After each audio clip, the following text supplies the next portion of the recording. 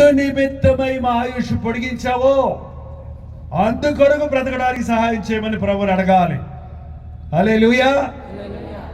అందరూ ఆశీర్వదించబడ్డారు, అందరూ స్వస్థతలు పొందారు.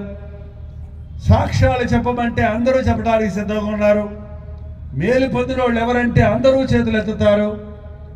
దేవుని చేత ఆశీర్వదించబడిన వారు, అభివృద్ధి పొందిన వారు ఎంతమంది అంటే అందరూ ఏదో ఒక రీతిగా దీవించబడ్డామని సాక్ష్యం ఇస్తారు.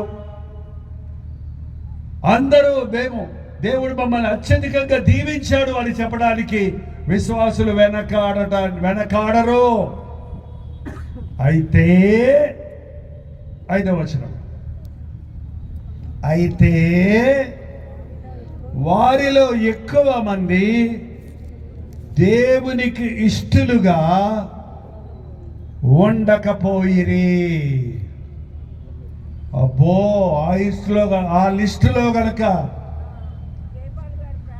నువ్వు నేను ఉంటే మనకు అయ్యో. నువ్వు ఎన్ని మేలులు పొందావో అన్నది ముఖ్యం కాదు, నువ్వు ఎన్ని అద్భుతాలను